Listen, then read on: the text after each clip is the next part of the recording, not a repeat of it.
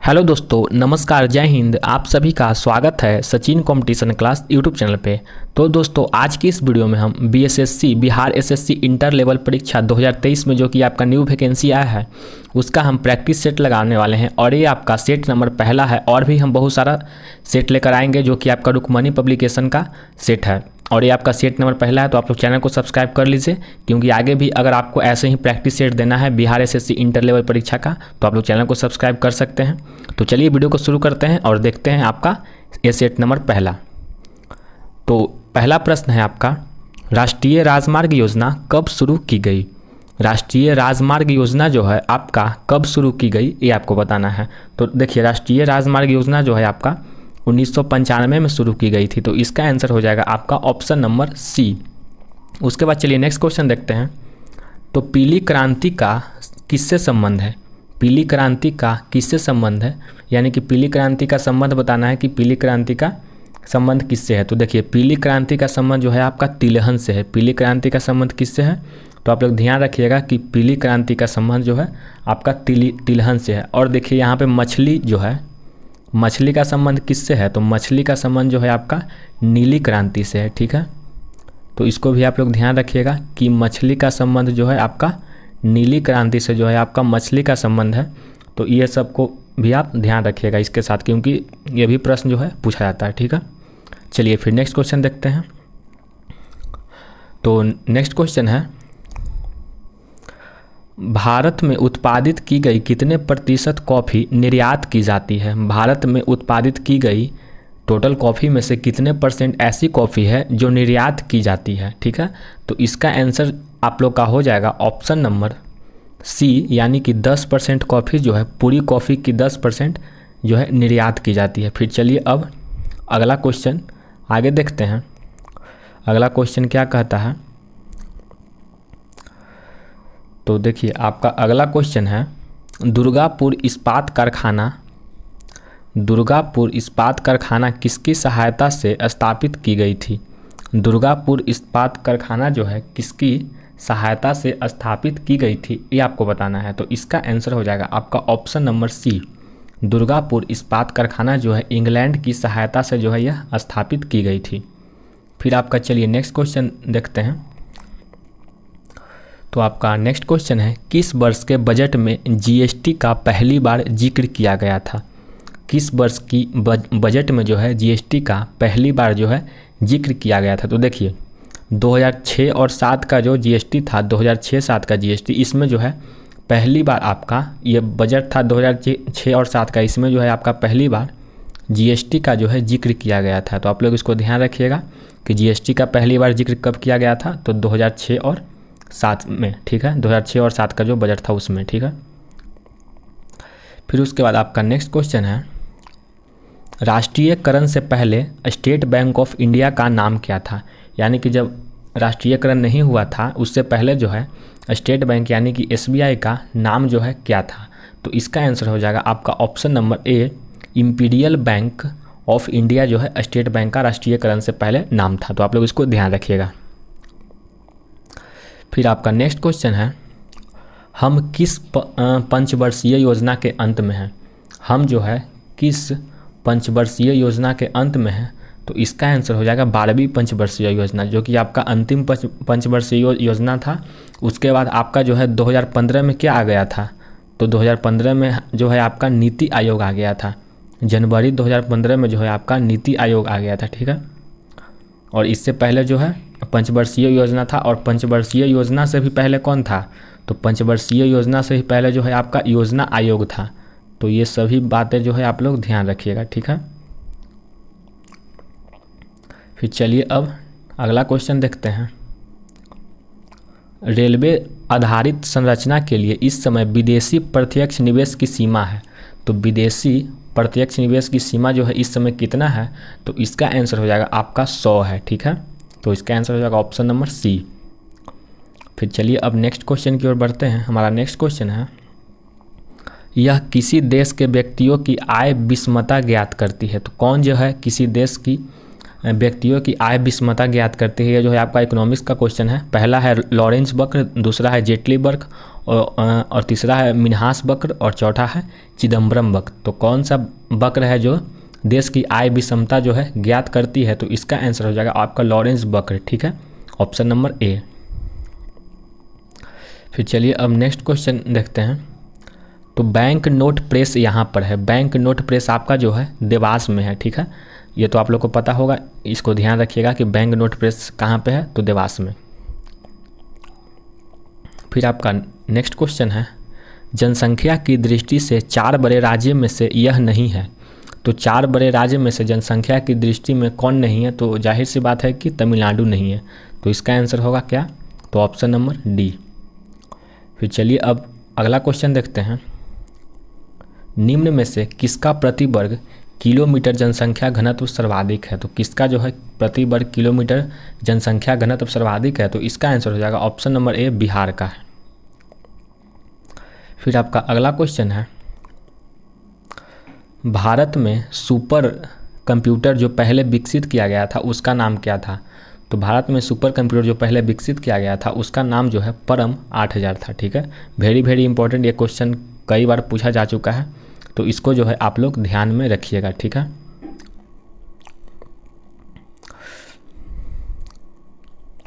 फिर चलिए अब अगला क्वेश्चन की ओर बढ़ते हैं और अगला क्वेश्चन देखते हैं कि अगला क्वेश्चन जो है हमारा क्या है।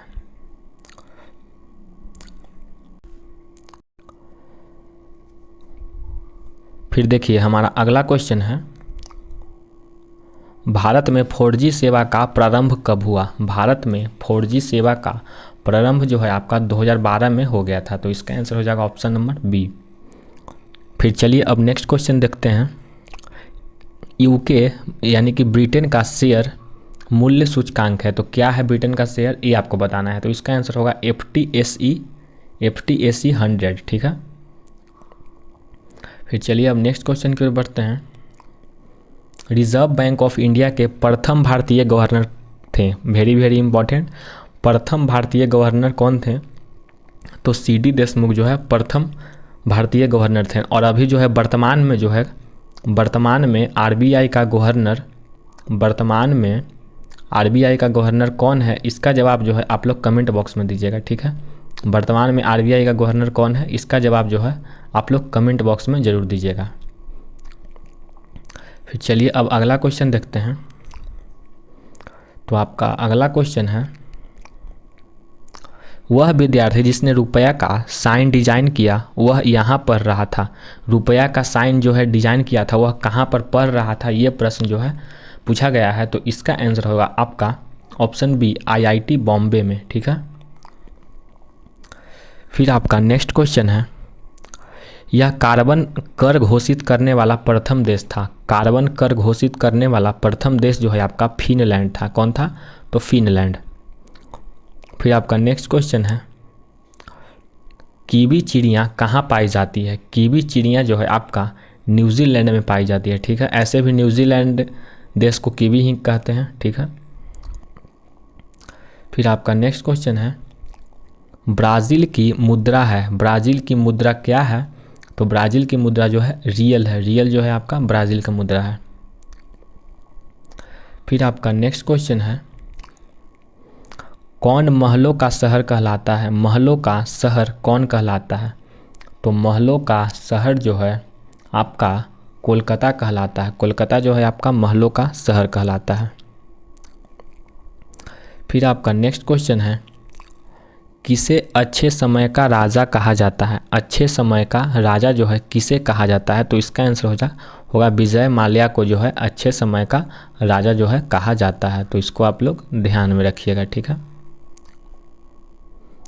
फिर चलिए अब अगला क्वेश्चन की ओर बढ़ते हैं और अगला क्वेश्चन देखते हैं। तो आपका अगला क्वेश्चन है, यह मुंबई की प्रथम परखनली शिशु थी और 2016 में इन्हें एक शिशु को जन्म दिया। तो कौन जो है मुंबई की प्रथम परखनली शिशु थी? तो इसका आंसर जो है आपका हर्षा होगा, ठीक है। फिर आपका नेक्स्ट क्वेश्चन है, इंडियन एयरलाइंस की प्रथम महिला पायलट कौन थी? इंडियन एयरलाइंस की प्रथम महिला पायलट जो है कौन थी, ये आपको बताना है। तो इसका आंसर होगा दुर्गा बनर्जी, ठीक है। फिर आपका अगला क्वेश्चन है, किनको महामन्ना कहा जाता है? तो किनको जो है महामन्ना कहा जाता है? तो इसका आंसर होगा आपका मदन मोहन मालवीय को, ठीक है। फिर आपका नेक्स्ट क्वेश्चन है, प्रथम भारतीय अभिनेत्री कौन थी जिन्हें दादा साहेब फाल्के पुरस्कार प्रदान किया गया था? तो प्रथम भारतीय अभिनेत्री कौन थी जिन्हें दादा साहेब फाल्के पुरस्कार जो है प्रदान किया गया था? तो इसका आंसर हो जाएगा देविका रानी को जो है प्रथम दादा साहेब फाल्के पुरस्कार प्रदान किया गया था। वेरी वेरी इंपॉर्टेंट क्वेश्चन, ध्यान रखिएगा आप लोग। फिर चलिए अब अगला क्वेश्चन देखते हैं और अगला क्वेश्चन की ओर बढ़ते हैं। तो हमारा अगला क्वेश्चन है, यह हिंदी साहित्य के एक प्रसिद्ध आलोचक थे। तो हिंदी साहित्य के एक प्रसिद्ध आलोचक जो है कौन थे? तो इसका आंसर होगा नामवर सिंह। नामवर सिंह जो है हिंदी साहित्य के एक प्रसिद्ध आलोचक थे। फिर नेक्स्ट क्वेश्चन है, पद्मावत के लेखक कौन है? तो पद्मावत के लेखक जो है आपके जायसी हैं और इनका पूरा नाम जो है, इनका पूरा नाम आप लोग ध्यान रखिएगा कि मलिक मोहम्मद जायसी है। इनका पूरा नाम क्या है? तो मलिक मोहम्मद जायसी, जो कि आपका पद्मावत के लेखक हैं, ठीक है। फिर चलिए अब नेक्स्ट क्वेश्चन की ओर बढ़ते हैं। गेम ऑफ थ्रोन्स के लेखक हैं, गेम ऑफ थ्रोन्स के लेखक कौन हैं? तो ऑप्शन ए जॉर्ज मार्टिन जो है गेम ऑफ थ्रोन्स के लेखक हैं। फिर आपका नेक्स्ट क्वेश्चन है, इंडिया आफ्टर गांधी के लेखक हैं। इंडिया आफ्टर गांधी के लेखक जो हैं आपके रामचंद्र गुहा हैं। देखिए पुस्तक और लेखक से जो है प्रश्न काफ़ी पूछा जाता है, तो आप लोग पुस्तक और लेखक को एक बार अच्छे से रिवाइज कर लीजिएगा और पढ़ लीजिएगा, ठीक है। फिर आपका नेक्स्ट क्वेश्चन है, किस भारतीय क्रांतिकारी को जेल का कमरा अब एक पर्यटक स्थल है? तो किस भारतीय क्रांतिकारी के जेल का कमरा अब एक पर्यटक स्थल है, ये आपको बताना है। तो इसका आंसर होगा आपका option number A Veer Savarkar का, ठीक है। फिर आपका नेक्स्ट क्वेश्चन है, किसने ईमेल के लिए @ चुना? जो @ चिन्ह है ये ईमेल के लिए किसने चुना था, ये प्रश्न पूछा गया है। तो इसका आंसर होगा आपका रे टॉमिल्सन ने। किसने? तो रे टॉमिल्सन ने, ठीक है। फिर आपका नेक्स्ट क्वेश्चन है, फिर आपका देखिए नेक्स्ट क्वेश्चन क्या है। तो देखिए फिर आपका नेक्स्ट क्वेश्चन पूछा गया है, किस बैंक ने अपने कर्मचारियों को घर से बैंक के सर्विस अभिगमन करने की इजाज़त दी थी? तो किस बैंक ने दी थी ये आपको बताना है। तो इसका आंसर होगा ICICI बैंक, ठीक है। फिर आपका नेक्स्ट क्वेश्चन है, यह लेखक लेखिका का जन्म बिहार में हुआ था। तो बिहार में जो है किस लेखक या लेखिका का जन्म हुआ था? तो इसका आंसर होगा आपका फणीश्वर नाथ रेणुका। फिर आपका नेक्स्ट क्वेश्चन है, बिस्मिल्लाह खां किस साज के बजाने के लिए प्रसिद्ध थे? तो किस साज के बजाने के लिए जो है बिस्मिल्लाह खां प्रसिद्ध थे? तो इसका आंसर होगा शहनाई बजाने के लिए, ठीक है। फिर आपका नेक्स्ट क्वेश्चन है, यह गायन शैली नवाब वाजिद अली शाह के दरबार से शुरू हुई। तो कौन सी गायन शैली जो है नवाब वाजिद अली शाह के दरबार से शुरू हुई थी, ये आपको बताना है। तो इसका आंसर होगा ठुमरी, ठीक है। फिर आपका नेक्स्ट क्वेश्चन है, स्वराज पार्टी की स्थापना किसने की? स्वराज पार्टी जो है उसकी स्थापना किसने की? वेरी वेरी इंपॉर्टेंट, आपका आंसर है मोतीलाल नेहरू। फिर आपका नेक्स्ट क्वेश्चन है, यह लेखक लेखिका अंग्रेजी के बजाय इटालियन में लिखते या लिखती थी? तो कौन जो है अंग्रेजी के बजाय इटालियन में लिखती थी? तो झुम्पा लाहिरी, काफ़ी फेमस जो है ये राइटर है, तो ध्यान रखिएगा आप लोग। उसके बाद नेक्स्ट क्वेश्चन है, किनकी आत्मकथा है the test of my life? The test of my life जो है किनकी आत्मकथा है ये बताना है। तो युवराज सिंह का जो है आप the test of my life एक आत्मकथा है, ठीक है। उसके बाद आपका नेक्स्ट क्वेश्चन है, अमर्त्य सेन को इसके लिए नोबेल पुरस्कार दिया गया था। अमर्त्य सेन को जो है किसके लिए नोबेल पुरस्कार दिया गया था? तो अर्थशास्त्र के लिए जो है अमर्त्य सेन को नोबेल पुरस्कार जो है दिया गया था। फिर चलिए अब अगला क्वेश्चन की ओर बढ़ते हैं। अगला क्वेश्चन देखते हैं कि अगला क्वेश्चन आपका क्या है।